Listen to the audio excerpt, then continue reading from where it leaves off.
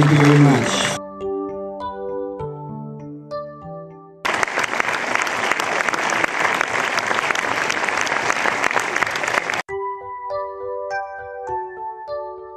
Did you like the film? Yes. Yeah, because this is my first time that I see the movie, then I just want to cry, you know. It's beautiful to be here, it's beautiful to do this movie, and I can't speak, sorry.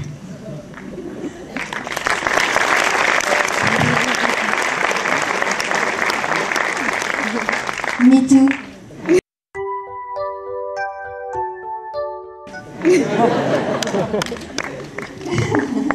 No, bravo, veramente bravo e brava. Grazie.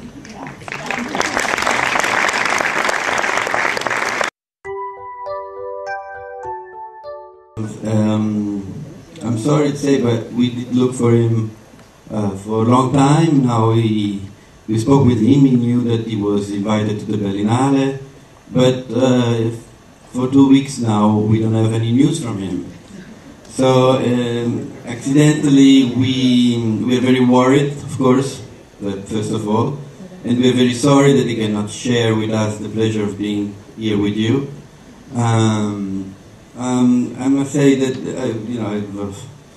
I'm very uneasy about this, because in a way it's like the film and reality mixed together. Is still running in the crops somewhere, but I don't know. I hope he's well, and will join us very soon. It's a long search that took many months to find him, and I looked for him in Italy, in Tunisia, in Morocco, and finally in France. It happened that Mounir, who's the actor, he's very close to the character. He came to France by himself at one point when he was about 16. So he lived in the street. He sort of did little petty crimes at one point. So he ended up that he got arrested, and he was trusted to social services. So what happened that while he was trusted to social services, I was in Paris to do auditioning, and an actress that was living in Paris was also working as a social assistant. So she suggested that I should see him, but it wasn't easy. I mean, she did this suggestion, but then we couldn't meet. And finally, thanks also to Francesca van der Staaij, we insisted that I should see him. But I couldn't find him because he gave me a meeting appointment and he never showed up. He didn't have a mobile. It was very hard to find. He would say, "Tranquillo, tranquillo, I'm coming," and then he wouldn't show up. So finally I decided for another actor, and then he showed up. And he said, "Come over to Friuli to do the audition." So I met him and was very impressed by the fact that he was so true to the character that I had to change the cast. Very sorry, Aydın Schleff knows very well the story. I had to say no to the actors I had previously chosen, and I worked with Mounir, which I was very satisfied with. I guess you have seen, he never acted before in his life, but he was going through the script saying, "Oh, this is good, this is not good, this is, I can say this," and would adapt also the script to, and I would follow him because I knew that nobody else could tell his story better than him, because he knew exactly what it felt like to be in his condition. So when I found that his suggestions were right, I would say he's an uncredited screenwriter in a way, at least in the dialogue. Well, it was not as hard, but it took some time. I met Maria thanks also to the French producer. When this film became a co-production, they introduced me to Maria, and so she read the script, and luckily she liked it. And I found she was just perfect for the role of Anna, because I found that the role of Anna was hard, because it's a character that could be also unsympathetic to the audience because she changed.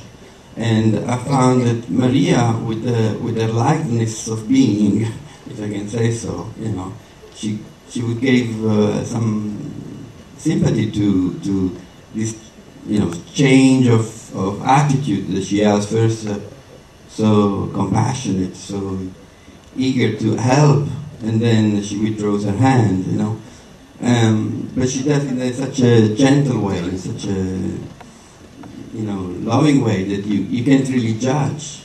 I think none of these characters can be easily judged, which I think always when one thinks about this film, none of them does all good or all wrong, and none of the three characters, not even the brother.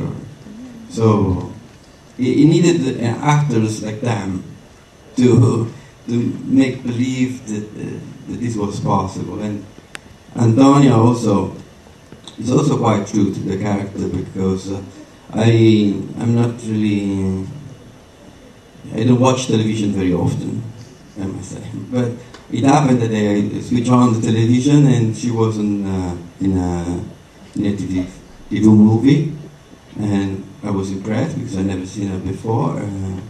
And so I called. It happened that she was with my same agent, which is here, Luciana Soli, somewhere. I thanks her. And we met, and also was a lucky meeting.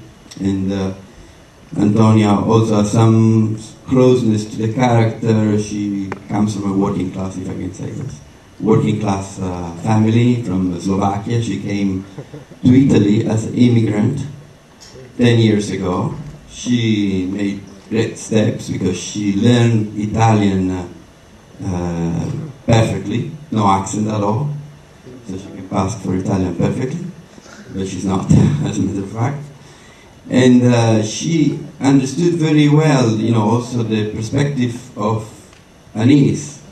And in fact, if I can tell this backstory, also on the set there was some competition, between her and Mounir, because they were very close, and at the same time they didn't like each other at first.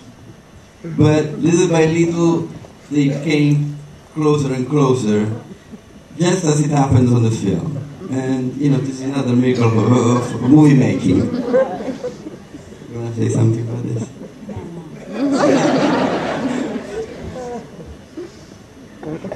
Yes, please go ahead. A young Moroccan would have a hard time in accepting an homosexual relationship more than another kind of relationship. And we work on conflicts. So in a way, I found that this kind of conflicts, taking three different people that all are different from society, or they have some kind of marginalization. I don't know if this is an English word, but I hope you understand what I mean. So they, in a way, they're all children of a lesser god to society, but at the same time they have a hard time getting together because of the difference between them.